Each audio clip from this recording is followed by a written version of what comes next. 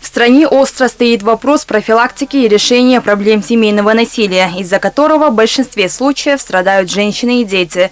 На сегодняшний день свою активную работу ведут участники проекта «Усиление роли женских советов в профилактике гендерного насилия». Реализуется совместно с Кабинетом министров и ООН. Наше направление было повысить потенциал женсоветов на местах, то есть в 12 пилотных сообществах. И эти женсоветы в данный момент они прошли обучение, получили кабинеты, реализуют мини-гранты. В рамках проекта женсоветы из Ожской, Чуйской и Нарынской областей провели ряд акций в целях информирования населения о масштабах роста насилия в отношении женщин. По словам председателя женсовета города Карасу, раньше Карасуйский район был на первом месте по раннему замужеству и разводам. Сейчас уже есть результаты благодаря совместной работе с местными самоуправлениями и другими госорганами. Нужно в первую очередь укреплять взаимодействие ребенка с матерью, с семьей. В этом направлении в нашем городе очень даже делается акцент на знание молодежи, именно старшеклассников и старшеклассниц.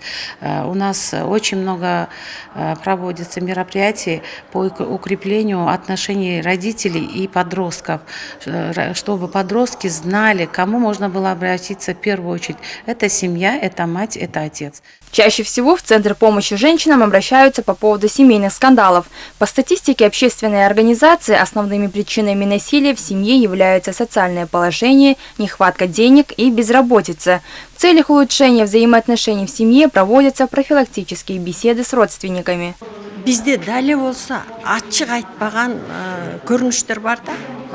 Мы разделили между членами нашей организации улицы для проведения профилактических бесед. Обмениваемся с ними информацией. Если в семье возникает ссора, мы стараемся немедленно ее решить. Объясняем супругам, какое наказание их ждет за избиение жены и детей. Также председатели женсоветов отметили такую проблему, как родственные браки. В результате этого рождаются больные или недееспособные дети. Например, на Риманском Айлук-Муты зарегистрировано 267 больных детей, которые родились в таком браке.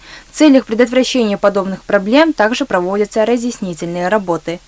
Кыргызстан у нас очень многонациональный. Есть нации, которые только за своих родственников выдают своих детей. Оттуда рождаются дети с инвалидностью, то есть с ДЦП.